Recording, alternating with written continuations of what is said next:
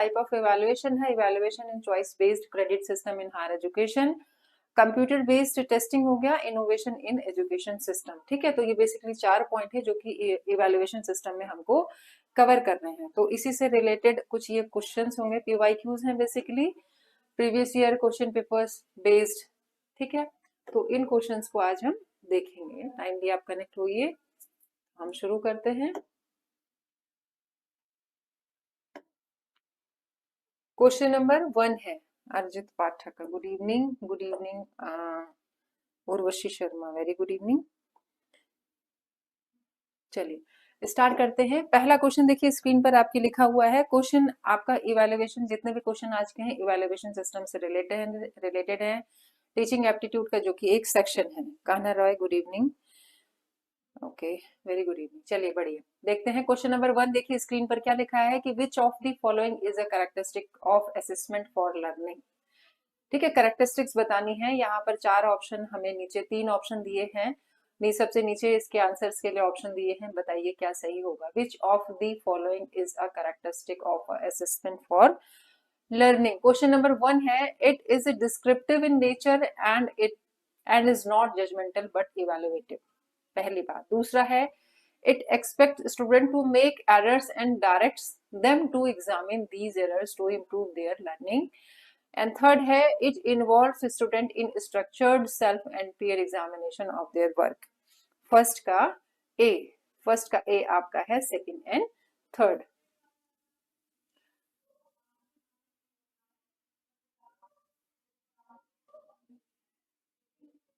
First, second and third. क्या question कह रहा है कि मूल्यांकन की क्या विशेषता है। मूल्यांकन की विशेषताओं की अगर बात करें तो बेसिकली ये तीनों ही आ जाते हैं, इसलिए फर्स्ट, सेकंड एंड थर्ड तीनों सही हो जाएगा। रीजन इसका ये होगा कि मूल्यांकन की जो प्रक्रिया है, ना ही वो क्या है डिस्क्रिप्टिव है, ना ही वो जजमेंटल है, वो बेसिकली इवेल्युएटिव है, मतलब वो इवेल्युएट करती है। तो इसलिए पहला सही हो जाएगा। It expects student to make error, मतलब डेफिनेटली एरर होगा, and directs them to examine these errors to improve their learning. तो डेफिनेटली इवेल्युएशन में ये भी हमें देखने को मिलता है। Urvashi Rotel all sorry Urvashi Sharma. ठीक है, थर्ड है, it involves student in structured self and peer examination of their work. तो ये तीनों ही बातें जो है, अगर हम इसके रिगार्डिंग बात करते हैं तो तीनों ही बातें सही हो जाएंगी। ठीक है, चलिए आगे बढ़े। क्वेश्चन नंबर देखिए सेकंड लिखा है, क्या है कि एजर्शन दिया हुआ है और रीजन दिया हुआ है, कथन है, अभिकथन है और उसका तर्क दिया गया है। बताना है क्या दोनों सही हैं अपनी जगहों पर, दोनों गलत हैं, या जो एजर्शन है सही है और रीजन उसका गलत है या सही है। पहला क्या लिखा है, एजर्शन लिखा है, diverse modes of assessment and education should be used by a teacher, या एक शिक्षक द्वारा मूल्यांकन और शिक्षा के विविध तरीकों का उपयोग किया जाना चाहिए। डेफिनेटली सही बात है, किया जाना चाहिए। कारण क्या लिखा हुआ है, उर्वशी शर्मा, हंसी आ गई आपको। रीजन लिखा हुआ है कि the purpose of evaluation is to segregate the well performing students from the rest of these. ठीक है, तो क्या मतलब हो जाता है, मूल्यांकन का उद्देश्य अच्छा प्रदर्शन करने वाले छात्रों को बाकी कक्षा के छात्रों से अलग कर देना है। तो क्या ये बातें सही हैं जुल्फिकर। सेकंड का डी नहीं, सेकंड का D, both A and R are true but R is not the correct explanation of A. देख लेते हैं, A is true but R is false. ठीक है, A is true but R is false, मतलब evaluation हम कहीं अलग करने की बात नहीं करते हैं। देखा जाए तो टीचर जो है वो तरीके इस्तेमाल करता है किस चीज को लेकर के, मूल्यांकन और शिक्षा के विविध तरीकों का उपयोग अपने किसमें करता है, शिक्षण में करता है, या शिक्षा को और बेहतर बनाने के लिए करता है। तो इस तरह से फिलहाल जो सही आंसर आपका हो जाएगा, A is true but R is false. तो बी जो ऑप्शन है वो सही होगा। ठीक है, जुल्फिकर गुड इवनिंग।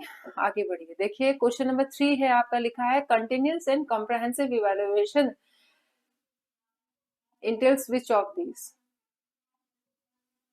मतलब सतत और व्यापक मूल्यांकन में इसमें क्या क्या शामिल है। सतत और व्यापक मूल्यांकन की बात हो रही है, कंटिन्यूअस एंड कॉम्प्रहेंसिव इवैल्यूएशन की बात हो रही है, तो उसमें निम्नलिखित में से क्या क्या शामिल है। Planning on parameters and tools of evaluation. ठीक है, meticulous record keeping by the teacher, ठीक है, periodic testing and ranking of children and integration with the teaching learning process. तो क्या सही होगा, किसकी बात हो रही है, सतत और व्यापक मूल्यांकन।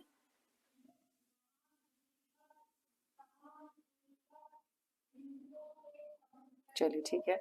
क्वेश्चन नंबर 3 देखिए, कंटिन्यूस एंड कम्प्रहेंसिव इवैल्यूएशन की बात हो रही है, सतत और व्यापक मूल्यांकन की बात हो रही है, निम्नलिखित में से क्या सही होगा।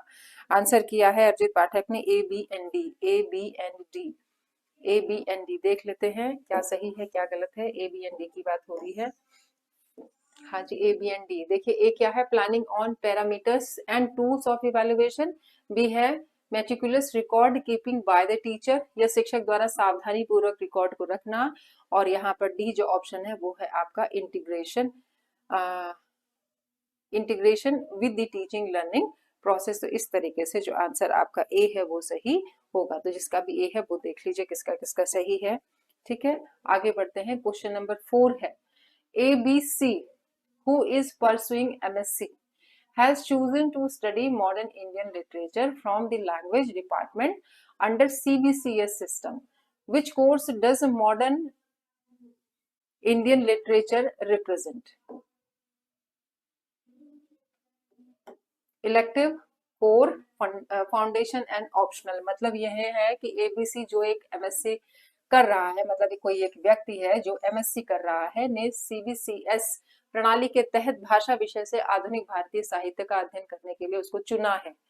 ठीक है, आधुनिक भारतीय साहित्य विकास पाठ्यक्रम का प्रतिनिधित्व कर रहा है, क्या कर रहा है। आंसर किया है आपने फोर्थ का ए, फोर्थ का ए ऑप्शनल, डेफिनेटली फोर्थ का डी। अर्जित पाठक डी।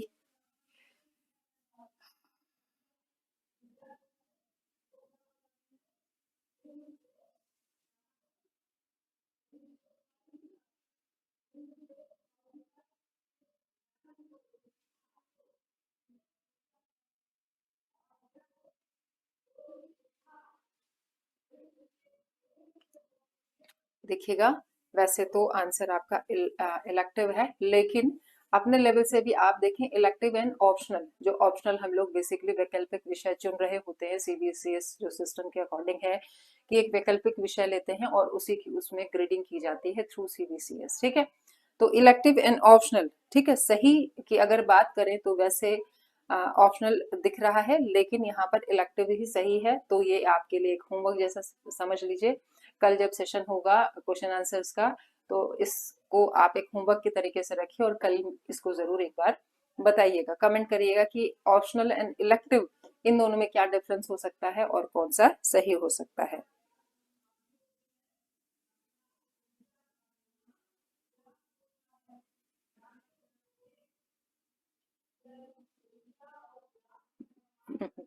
ठीक है, चलिए क्वेश्चन नंबर 5 देखिए। A teacher closely observe children through the year when they are engaged in learning activities, compiles compiles samples of their work and maintains an observation diary of individual children. This type of evaluation is, क्या कहलाता है इस प्रकार का evaluation? मतलब यह है कि एक शिक्षक पूरे वर्ष बच्चों को बारीकी से देखता है जब वे सीखने की गतिविधियों में लगे होते हैं, उनके काम के नमूने संकलित करता है और प्रत्येक बच्चे की एक अवलोकन डायरी रखता है। इस प्रकार के मूल्यांकन को क्या कहा जाता है?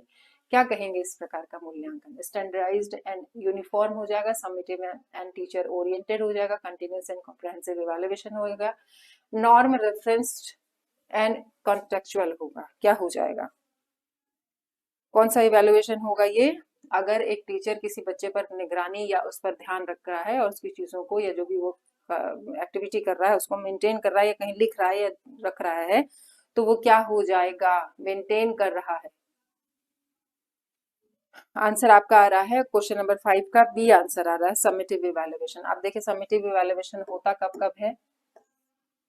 समेटिव इवैल्यूएशन कब होता है? समेटिव इवैल्यूएशन वर्ष में एक बार, ठीक, लास्ट में, जिसको कि हम संकलनात्मक मूल्यांकन के नाम से भी या योगात्मक मूल्यांकन के नाम से भी जानते हैं। क्वेश्चन ठीक से पढ़िए, क्या कह रहा है? A teacher closely observe children through the year, पूरे साल उस पर नजर रख रहा है, नजर रखने का मतलब उसकी एक्टिविटीज को गौर कर रहा है, माने हर दिन उस पर काम कर रहा है कहीं ना कहीं, तो कंटिन्यूअसली एक प्रोसेस चल रहा है। सबमिटिव में क्या होता है कि लास्ट में जो है एग्जाम बच्चे का ले लिया जाता है, पूरे वर्ष भर निगाह पढ़ाता है, अपना काम करता है, टीचर चला जाता है, लेकिन उसको इवेलुएट करने के लिए वो एक बार इस काम को कर रहा है। तो ठीक है, तो इसलिए चूंकि कंटिन्यूअसली काम कर रहा है तो इसलिए कंटिन्यूअस एंड कॉम्प्रिहेंसिव इवेलुएशन होगा। आगे बढ़े, क्वेश्चन नंबर 6 है, एजर्शन एंड रीजन दे रखा है। एजर्शन देखिए, formative evaluation tends to accelerate the pace of learning, और रीजन दिया है as against summative evaluation formative evaluation is highly reliable।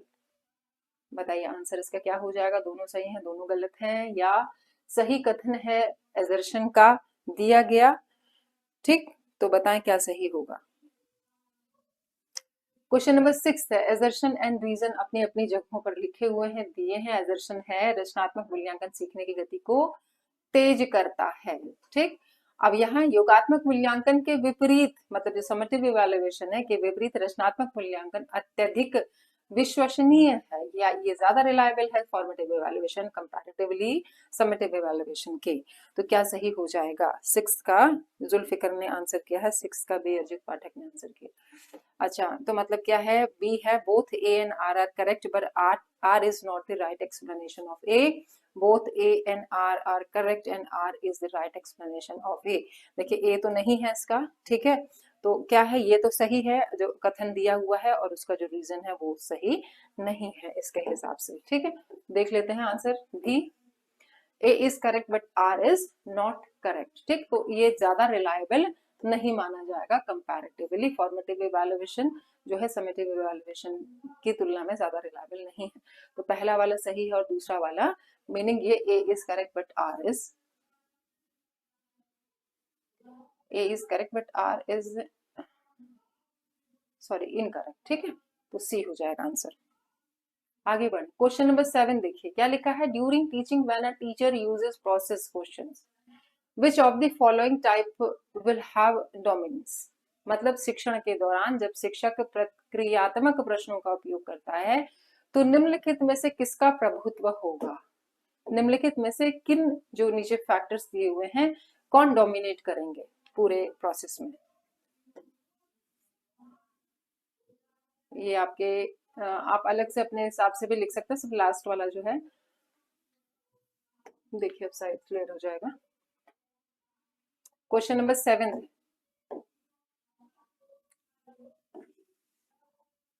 तो कौन से फैक्टर जो है या जो नीचे लिखा हुआ है क्या डोमिनेट करेगा। Direct question, higher order questions, convergent questions, indirect questions और कॉन्सेप्ट बेस्ड क्वेश्चंस। आंसर क्या सही होगा आपका। क्वेश्चन नंबर 7 पूछा जा रहा है। Meena Devi, hello good evening, बताइए। सी, सी आंसर किया है आपने, सी है आपका, C D and E only. C D नहीं, सी तो नहीं होगा, ठीक है, B D E Arijit Pathak ने किया है, B D and E definitely. ठीक है, तो बी डी और ई आंसर जो है वो सही होगा। ये है आंसर भी देख लेते हैं हम, B D and E.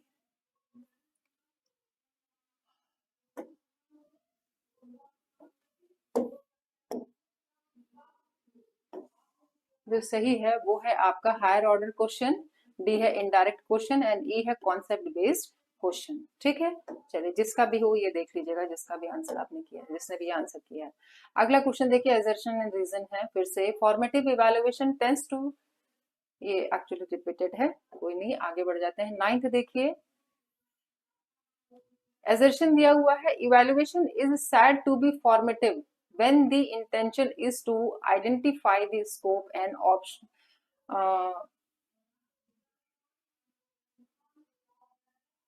potential for improvement of teaching learning system। मतलब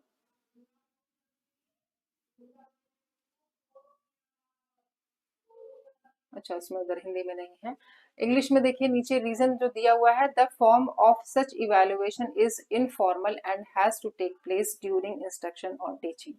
ठीक है, तो क्या एजर्शन जो दिया है वो अपनी जगह सही है, गलत है, क्या है, क्या उसका तर्क है वो सही है या गलत है, क्या सही है क्या गलत है। क्वेश्चन नंबर 9 का आंसर आपको करना है और 9 का सभी लोग कर रहे हैं यहाँ पर। सी क्या दिया हुआ है, both A and R are true and R is the correct explanation, और यही आंसर सही होगा आपका। देखते हैं, हाँ जी, both A and R are true and R is the correct explanation. ठीक है, तो दोनों अपनी जगह पर बातें सही हैं और जो उसका रीजन दिया गया है वो भी सही है। अगला क्वेश्चन देखते हैं। क्वेश्चन नंबर 10 आपका लिखा है स्क्रीन पर, इसको देखिए और आंसर करिए। क्वेश्चन पढ़िए और आंसर करिए। क्वेश्चन क्या है, a teacher closely observe, again it is has been repeated. Question number 11 देखिए क्या है, which of the following highlight, एक दो रिपीट हो गए हैं तो मैंने उसको आगे बढ़ा दिया है। Which of the following highlights assessment for learning. देखिए ऑप्शन आपके पास चार हैं, चार ऑप्शन यहाँ पर दिए गए हैं। The teacher assesses a student based on her performance compared to others. The teacher assesses the conceptual understanding of the students beside focusing on the process of thinking. The teacher assesses the students by comparing their response to standard responses. The teacher assesses the students based on information given in the textbook. तो क्या सही हो जाएगा, निम्नलिखित में से कौन सीखने के लिए मूल्यांकन पर प्रकाश डालता है। ठीक है, हाँ रिपीट हो गए हैं एक दो क्वेश्चन, कोई नहीं, आप क्वेश्चन 11 देख लीजिए। ठीक है, क्वेश्चन नंबर 11 देखिए क्या कह रहा है, कौन से सीखने के मूल्यांकन पर प्रकाश डालता है। शिक्षक किसी छात्र का मूल्यांकन दूसरों की तुलना में उसके प्रदर्शन के आधार पर करता है। एक बार इसको देख लें कि कहीं ऐसा तो नहीं नीचे, हाँ कोई एक ही चुनना है आपको इसमें। शिक्षक किसी छात्र का मूल्यांकन दूसरों की तुलना में उसके प्रदर्शन के आधार पर करता है। शिक्षक सोच की प्रक्रियाओं पर ध्यान केंद्रित करने के अलावा छात्रों की वैचारिक समझ का आकलन करता है। शिक्षक छात्रों की प्रतिक्रियाओं की मानक प्रतिक्रियाओं से तुलना करके उनका मूल्यांकन करता है। शिक्षक पाठ्य पुस्तकों में दी गई जानकारी के आधार पर छात्रों का मूल्यांकन करता है। 11th का बी मोस्टली दो बच्चों ने आंसर किया है। आंसर 11 का बी देखिए, the teacher assesses the conceptual understanding of the students besides focusing on the process of thinking. मतलब इन दोनों ही बातों पर कहीं ना कहीं टीचर ध्यान देता है कि बच्चे की ये जो इम्प्रूवमेंट है वो हो। आगे देखिए क्वेश्चन नंबर 12 है, in order to monitor students progress and to modify teaching accordingly the best method of evaluation. सबसे सही मेथड इवैल्यूएशन का कौन सा होगा।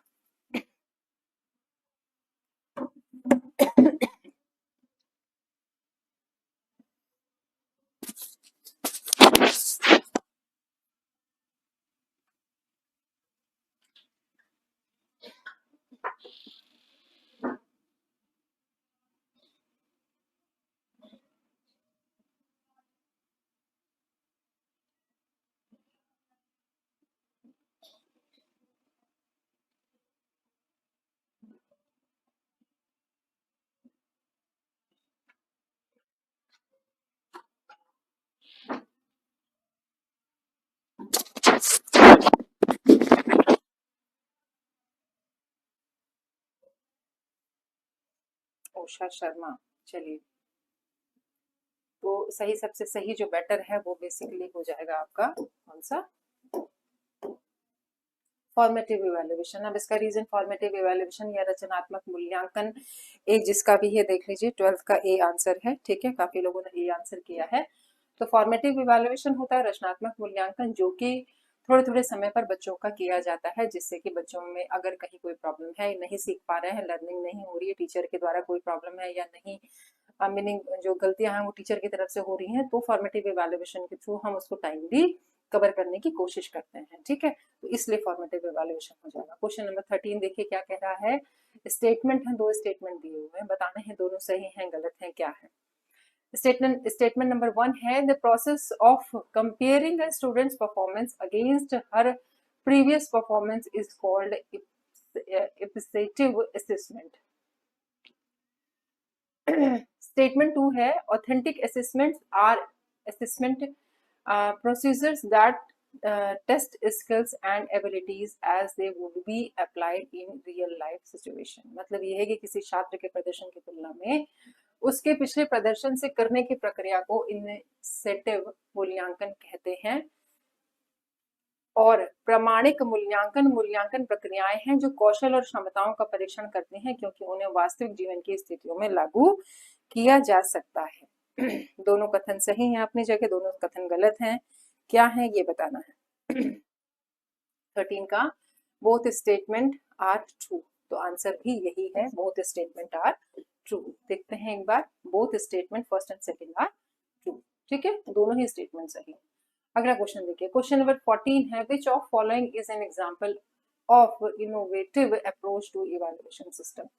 एक इनोवेटिव अप्रोच कौन सी है इवैल्यूएशन सिस्टम में। ठीक है, तो एक इनोवेटिव अप्रोच की बात हो रही है। नॉन रेफरेंस टेस्टिंग है, पीयर इवैल्यूएशन है, स्टैंडर्डाइज्ड टेस्टिंग है, ट्रेडिशनल ग्रेडिंग है। क्या सही हो जाएगा। क्वेश्चन नंबर 14 है, which of the following is an example of innovative approach to evaluation system. Non reference test हो गया, peer evaluation, standardised testing and traditional grading.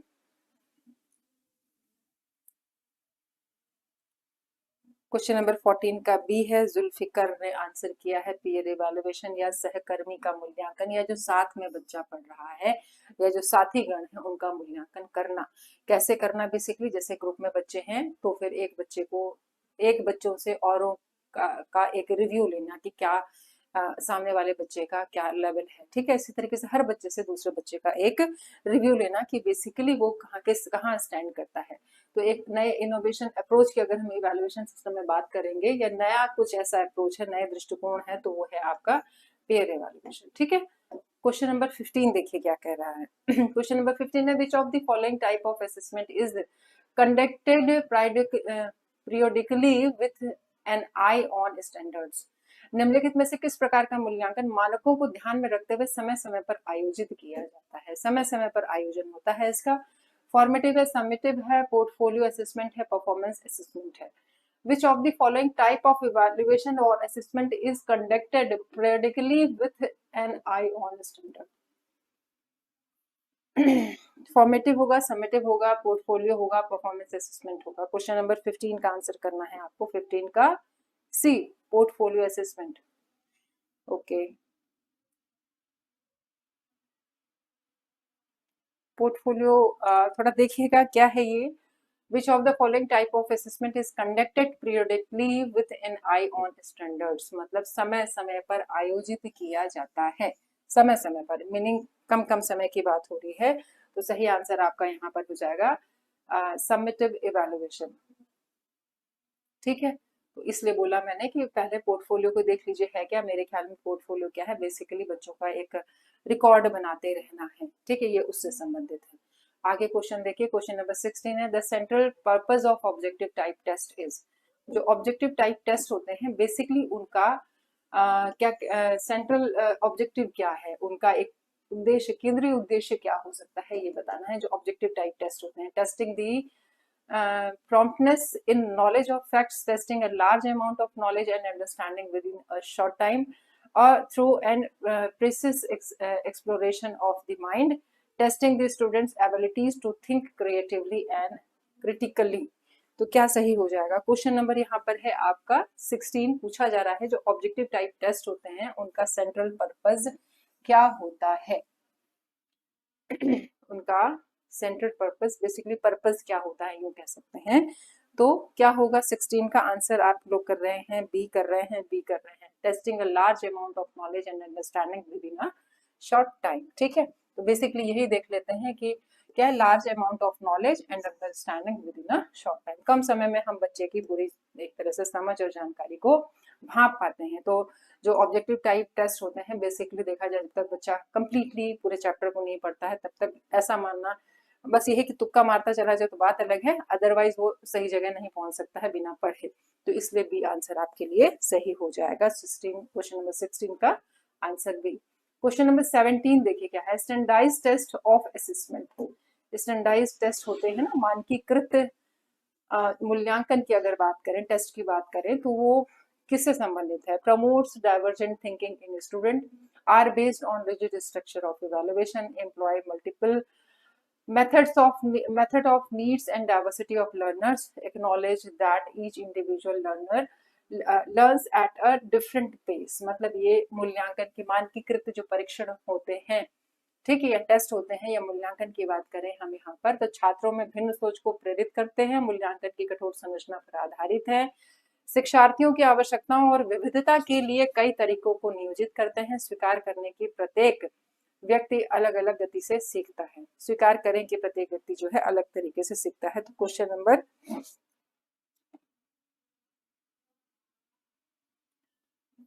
17 बताइए। 17 का आंसर आपने किया है डी। 17 का आंसर आपने किया है डी। 17 का किसी ने ए किया है, 17 का किसी ने बी किया है, उषा शर्मा 17 का बी। फिलहाल जिसका आंसर बी है वो सही होगा। ठीक है, तो दीज टाइप ऑफ टेस्ट जो स्टैंडर्डाइज टेस्ट हैं are based on rigid structure of evaluation. ठीक है, इसलिए बी आंसर जो है उसका एक कैरेक्टरिस्टिक समझ लीजिए।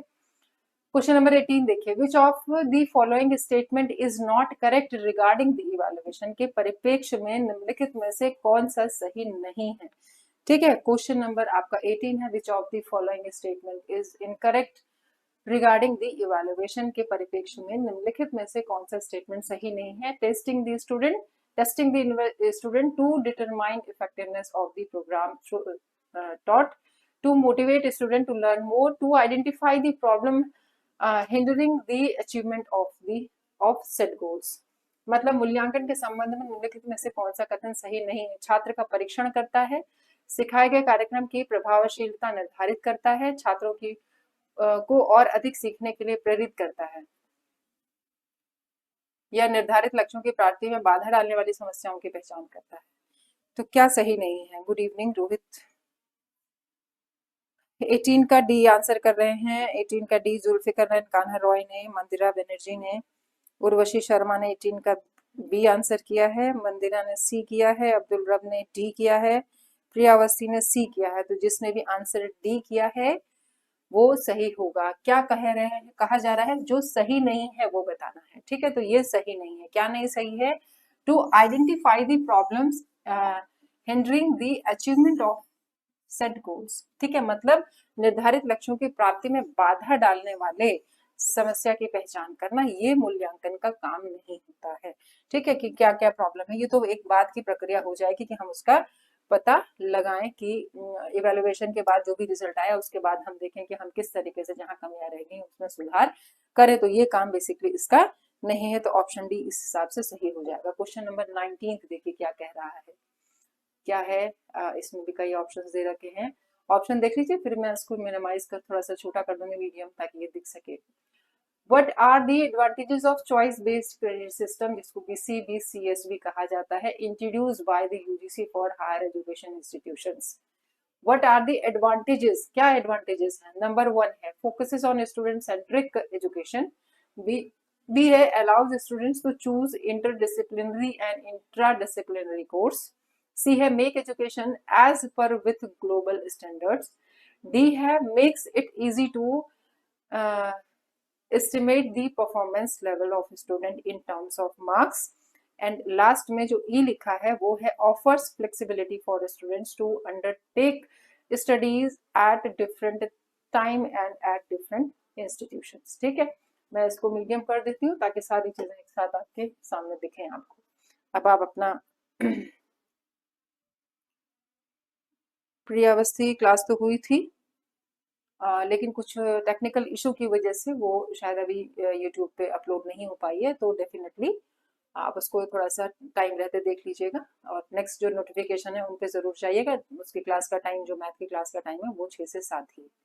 ठीक है, तो जरूर आप उसे भी देखें। देखिए क्वेश्चन नंबर 19 देखिए तो क्या है। क्वेश्चन नंबर हम बात कर रहे हैं यहाँ पर 19 की। ठीक है, 19 का सी आंसर किया है जुल्फिकर ने, A B C and E। देख लेते हैं, थोड़ा टाइम भी क्योंकि बचेगा। और ABCNE ही सही है, जिसका भी ABCNE है, सी ऑप्शन देखिए है। ठीक है, तो ABCNE, ए क्या है, क्या कह रहा है, what are the advantages of choice based credit system CBCS introduced by the UGC for higher education institutions. तो जिसमें पहला ऑप्शन सही है वो है focuses on student centric education, definitely ये हो ही जाएगा। दूसरा है आपका B, allows student to choose interdisciplinary and interdisciplinary course, सही बात है। सी हो गया यहाँ पर make education as per with global standards, definitely। And E आपका हो गया offers flexibility for a student to undertake studies at different time and at different institution। जो नहीं है वो डी है, क्या है, make it easy to estimate the performance level of students in term of marks। ये जो मार्क्स लिखे ना, मार्क्स को यहाँ पर हम नहीं, क्योंकि जो क्रेडिट बेस्ड सिस्टम होता है बेसिकली ये ग्रेडिंग या ग्रेड देने की बात करता है, ठीक है। तो इससे इसका कोई लेना देना नहीं होगा, तो इसलिए जो है ये ऑप्शन सही हो जाएगा। आगे बढ़ते हैं, क्वेश्चन नंबर 20 देखिए क्या कह रहा है। क्वेश्चन नंबर 20 है स्क्रीन पर, which of the following are the characteristic of an ideal evaluation in teaching learning process. Which of the following are the characteristics of an ideal evaluation in teaching learning process? तो basically कौन कौन सा कह सकते हैं कि वो हो जाएंगे इसके अंतर्गत, ऑप्शन आपके इवैल्यूएशन में आ जाएंगे। कंप्रहेंसिवनेस हो गया, वैलिडिटी, रिलायबिलिटी और subjectivity.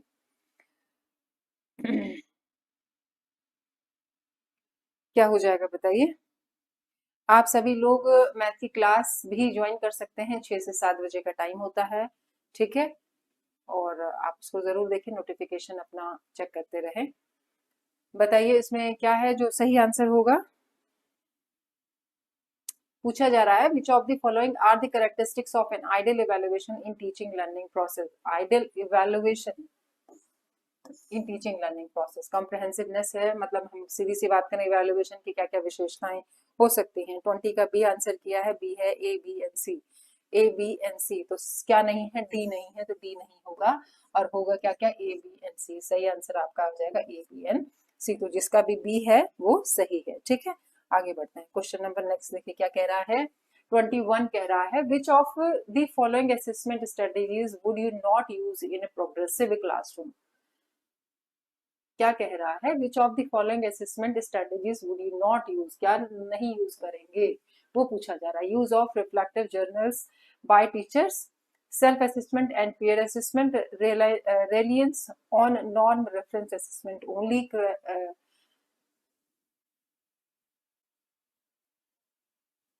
Creation of student portfolios. क्या सही आंसर हो जाएगा, किसका यूज नहीं करने की बात हो रही है यहाँ पर वो देखना है हमें। निम्नलिखित या प्रगतिशील कक्षा में आप निम्नलिखित में से किस मूल्यांकन रणनीति का उपयोग नहीं करेंगे। शिक्षकों द्वारा चिंतनशील पत्रिकाओं का उपयोग करना, स्व मूल्यांकन और सहकर्मी मूल्यांकन करना, केवल मानक संदर्भित मूल्यांकन पर निर्भरता रखना या छात्र पोर्टफोलियो का निर्माण करना। 21 का ए आंसर किया है।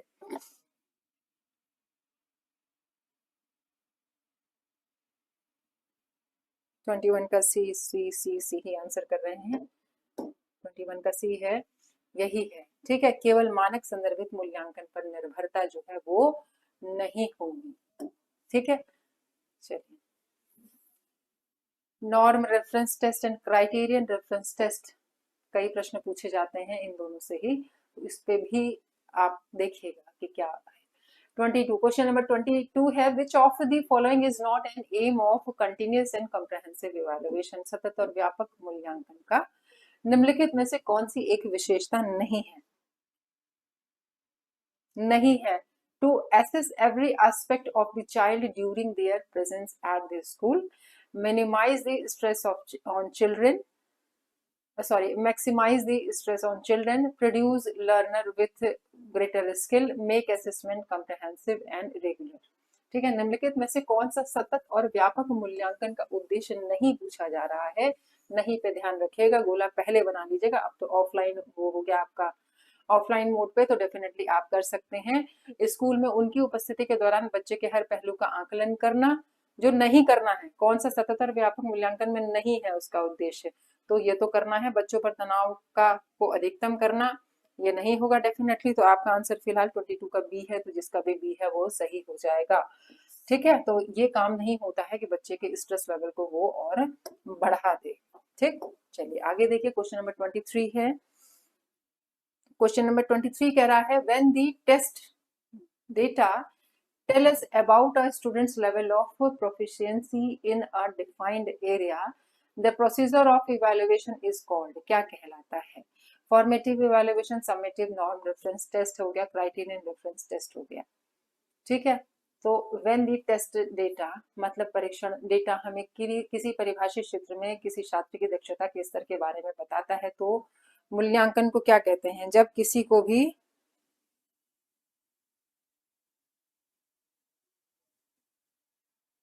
देखिए बुकलेट मिलेगी डेफिनेटली, जैसे कि पहले हुआ करता था, काफी समय से तो ऑनलाइन चल रहा था, लेकिन ऑफलाइन में ये था कि एक बुकलेट जो है प्रोवाइड करी जाती है, तो बुकलेट में एक पोर्शन आपके रफ के लिए भी होता है, तो आप वहां पर लिख सकते हैं और अपने हिसाब से पेंसिल से आप उसमें, हालांकि लिखना अलाउ तो नहीं होता, लेकिन थोड़ा मार्क आप लगा सकते हैं, थोड़ा बुद्धिमानी से अगर काम करेंगे तो। ठीक है, 23 का आंसर करना है आपको, 23 का ए। चलिए देख लेते हैं एक बार, 23 का आपका है क्राइटेरियन रेफरेंस टेस्ट। क्वेश्चन देखिए क्या है, when the test data tell us about a student's level of proficiency in a defined area, the procedure of evaluation is called। देखिए क्राइटेरियन रेफरेंस टेस्ट और नॉर्म रेफरेंस टेस्ट, इन दोनों के बारे में थोड़ा सा हमको आइडिया होना चाहिए। अब क्या होता है, जो नॉर्म रेफरेंस टेस्ट है बेसिकली ये जैसे क्लास में एक बच्चे की दूसरे बच्चे के साथ तुलना करने के लिए कर सकते हैं, लेकिन जो क्राइटेरियन रेफरेंस टेस्ट होता है बेसिकली ये जैसे मान लीजिए आपका क्या कहेंगे, एक क्राइटेरिया हमने एक डिफाइन कर दिया, उसको हमें क्रॉस करना है। ठीक है, तो एक पर्टिकुलर एरिया को लेकर के, तो इसके हिसाब से देखा जाए तो जो डी ऑप्शन है वो हमारा सही हो जाएगा। तो इन दोनों के बीच के डिफरेंस को भी जानना जरूरी है। क्वेश्चन नंबर 24 एक बार देख लीजिए क्या कह रहा है। आईसीटी पर 2 लेक्चर हुए हैं, हाँ हुए हैं बेटा, एक्चुअली भी और यूनिट्स को कवर किया जा रहा है, थोड़ा ये भी एक रीजन है। ठीक है, तो कवर हो जाएगा तो डेफिनेटली फिर वो भी शुरू हो जाएगा, जल्दी ही स्टार्ट हो जाएगा। क्वेश्चन नंबर 24 है, what are the characteristics of continuous and comprehensive evaluation. Characteristics की बात हो रही है कंटिन्यूअस एंड कॉम्प्रिहेंसिव इवैल्यूएशन की। पहला लिखा है, it increases the workload on students by taking multiple test. ठीक है, it replaces marks with grades, हाँ ऐसा है। It evaluates every aspect of the student, D हो गया। It helps in reducing examination phobia, क्या सही हो जाएगा?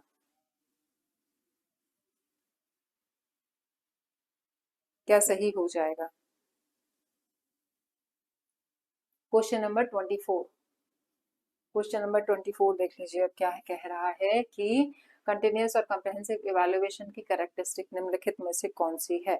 तो 24 का डी आंसर किया है, B C and D, B C and D ही आंसर सही है। ठीक है, पहला जो ऑप्शन है वो गलत है। देखते हैं एक बार, बी सी एंड डी ही सही है, तो इसको देख लीजिएगा, डी जिसका भी ऑप्शन यहाँ पर है 24 का डी पहला गलत होगा। ये वर्कलोड को बढ़ाता नहीं है, डेफिनेटली कम ही करता है।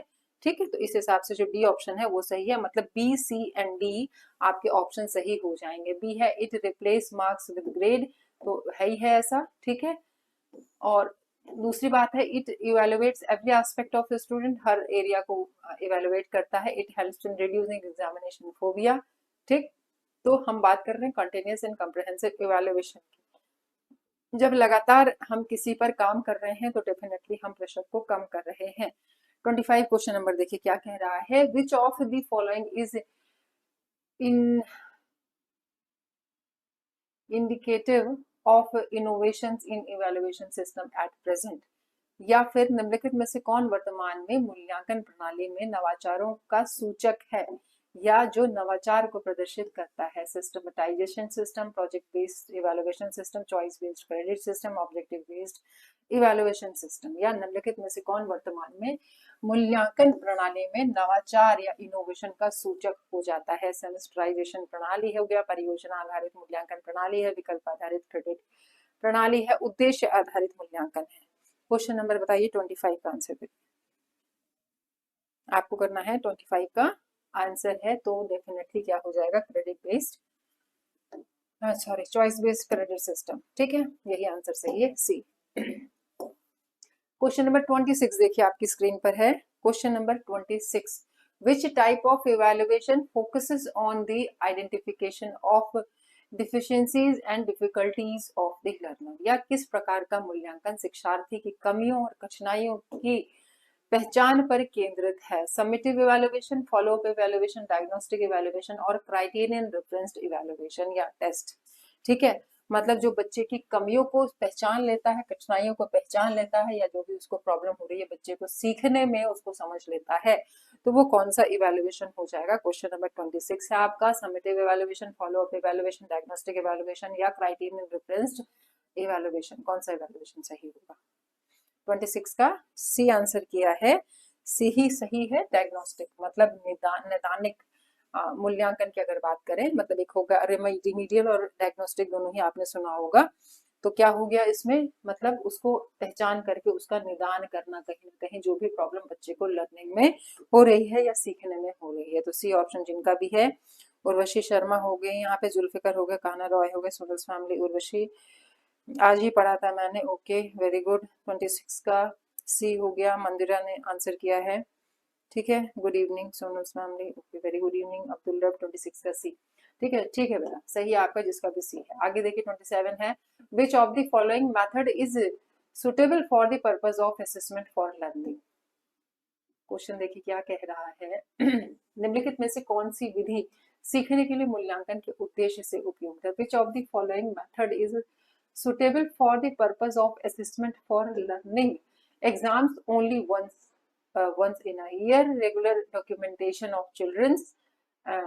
regular documentation of children's conceptual progress and standardized test हो गया, quiz based only on recall। क्या हो जाएगा, निम्नलिखित में से कौन सी विधि सीखने के लिए मूल्यांकन के उद्देश्य से सबसे उपयुक्त हो सकती है। बच्चे वर्ष में केवल एक बार परीक्षा लेना, बच्चे की वैचारिक प्रगति का नियमित दस्तावेजीकरण करना, रिकॉर्ड रखना मतलब उसका करना, मानकीकृत परीक्षण करना, प्रश्नोत्तरी केवल स्मरण पर आधारित रखना। 27 का आंसर आपने किया है, 27 का आंसर आपने किया है, 27 का बी, 27 का बी, 27 का बी आंसर आ रहा है, एक बार चेक कर लेते हैं। ठीक है, regular documentation of children's conceptual progress. ठीक है, which of the following method is suitable for the purpose of assessment for learning. तो सही जो मोस्ट अप्रोप्रिएट जा रहा है वो है रेगुलर डॉक्यूमेंटेशन ही होगा। ठीक है, रेगुलरली अगर हम वही है ना, रेगुलरली काम करेंगे तो जो इवेल्युएशन हम क्लास लेते भी हैं, समेटिव इवेल्युएशन की जो हम बात कर रहे हैं, तो उसका रिजल्ट भी सही होगा। क्वेश्चन नंबर 28 देखिए क्या कह रहा है, what is the main objective of formative evaluation की बात कर रहे हैं, जिसको कि हम रचनात्मक मूल्यांकन भी कहते हैं। तो इसका उद्देश्य क्या है। पहला है to promote student to the next class, to enhance students learning, to enhance cooperation in class, to understand the learning difficulties. हम बात कर रहे हैं यहाँ पर रचनात्मक मूल्यांकन की, जो कि होता ही रहता है फ्रिक्वेंटली। ठीक है, छात्रों को अगले कक्षा में भेजने के लिए, छात्रों की शिक्षा को बढ़ाने के लिए, कक्षा में सहयोग बढ़ाना, सीखने की कठिनाइयों को समझने के लिए। तो सही आंसर क्या हो जाएगा। कल की क्लास क्यों नहीं हुई थी, टाइम इशू था, कुछ प्रॉब्लम थी बेटा, इस वजह से क्लास नहीं हो पाई थी। ठीक है चलिए बताइए, अब क्वेश्चन नंबर 28 पूछा जा रहा है। 28 का बी आंसर क्या है, to enhance students learning, to promote students to the next class. पूछा जा रहा है what is the main objective of formative evaluation. 28 का बी आंसर कर रहा है, कोई डी आंसर कर रहा है, टू एनहेंस स्टूडेंट्स लर्निंग। ठीक है, तो डेफिनेटली लर्निंग को ही बढ़ाने के लिए हम बेसिकली कोई भी एक्शन देखा जाए तो कर रहे होते हैं। इवैल्यूएशन भी, थ्रू इवैल्यूएशन ही हम समझ पाएंगे कि बच्चा कितना पानी में है, या टीचिंग स्ट्रैटेजीज का लेवल क्या है, या टीचर कितना एफर्ट्स डाल पा रहे हैं। ठीक है, तो टू इनहेंस स्टूडेंट्स लर्निंग। अगला क्वेश्चन 29 है, क्वेश्चन नंबर 29 है स्क्रीन पर, which of the following is the role of a teacher in a pre active phase. Pre active phase की बात हो रही है, pre active phase of teaching की बात हो रही है। ठीक है, पूर्व सक्रिय चरण में शिक्षक की निम्नलिखित में से कौन सी भूमिका होती है। ठीक है, प्लानिंग द कंटेंट, सामग्री की योजना बनाना, selecting the evaluating learning tool, analysing the evaluated result. तो हम किसकी बात कर रहे हैं, प्री एक्टिव फेज की, जो टीचिंग का पूर्व संक्रियात्मक अवस्था होती है शिक्षण की। तो बेसिकली उसमें टीचर के द्वारा क्या किया जाता है। क्वेश्चन नंबर 29 है।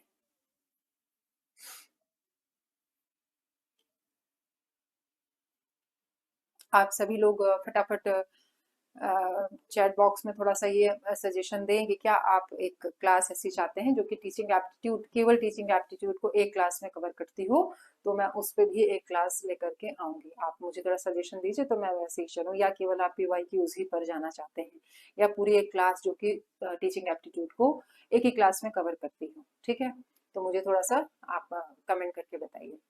रिएक्टिव फेज की बात हो रही, 29 का सी फर्स्ट ओनली। ठीक है, सही आंसर यही होगा, केवल प्लानिंग करता है। Pre active phase of teaching की अगर हम बात करें, शिक्षण के पहले की जो क्रिया होती है, प्रक्रिया होती है, उसमें टीचर केवल कंटेंट को लेकर के क्या करता है, अपनी एक स्ट्रैटेजी बनाता है या प्लानिंग करता है, इसलिए जो है पहला सही हो जाएगा। लास्ट क्वेश्चन देख लीजिए, मैच करना है, लेकिन मैच करना बड़ा कॉम्प्लिकेटेड हो रहा है इसमें। एक सेकेंड,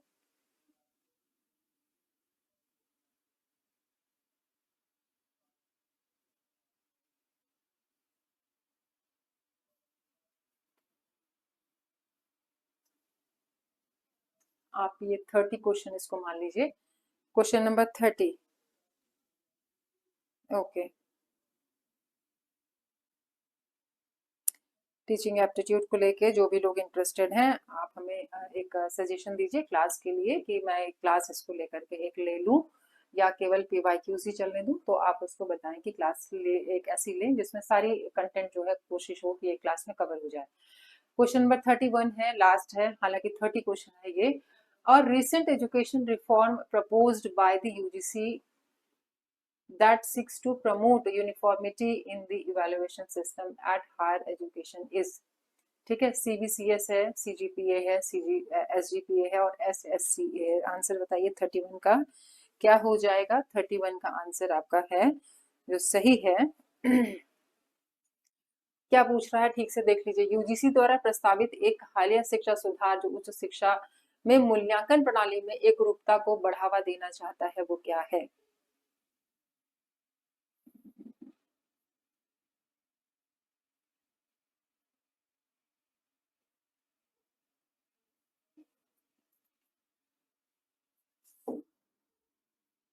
इतनी देर से पढ़ा जा रहा है। ठीक है, ए ए ऑप्शन होगा जो सही होगा। ठीक, अच्छा एक क्वेश्चन अभी पूछा था एक रिगार्ड और भी जैसे कि मैंने बताया, मैं जो देखती हूँ यूनिट्स, वो है आपका teaching aptitude, higher education and research aptitude. तो अभी चूंकि टीचिंग एप्टीट्यूड पे हम काम कर रहे थे, तो फिर इसीलिए टीचिंग एप्टीट्यूड से रिलेटेड है, ये कवर हो ही गए जो हमने जितने सेक्शन इसमें देखे हैं, जिनसे रिलेटेड PYQs को हमने देखा, डिस्कस किया। आगे भी कर सकते हैं, लेकिन एक प्रॉपर क्लास अगर आप इसकी चाहते हैं तो इसीलिए पूछा कि अगर चाह रहे हैं तो उस पर एक क्लास हो जाएगी। ठीक है, सब्जेक्ट कौन सा, उर्वशी शर्मा पूछ रही है कौन सा सब्जेक्ट, आपका कौन सा सब्जेक्ट है। एक पूरी क्लास, ओके ठीक है। तो मैं एक ट्राई करती हूँ, नोटिफिकेशन आपके पास आ जाएगा कल की कब होगी टीचिंग एप्टीट्यूड से रिलेटेड एक तो पूरी क्लास, एक ही शॉर्ट में सब कंप्लीट हो जिसमें की, तो कनेक्ट जरूर होइएगा। अभी के लिए थैंक्स फॉर द कॉपरेशन, कल फिर से मुलाकात होती है। ठीक है, ठीक, तो थैंक्स फॉर द कॉपरेशन, आपसे फिर कल मुलाकात होगी और गुड नाइट।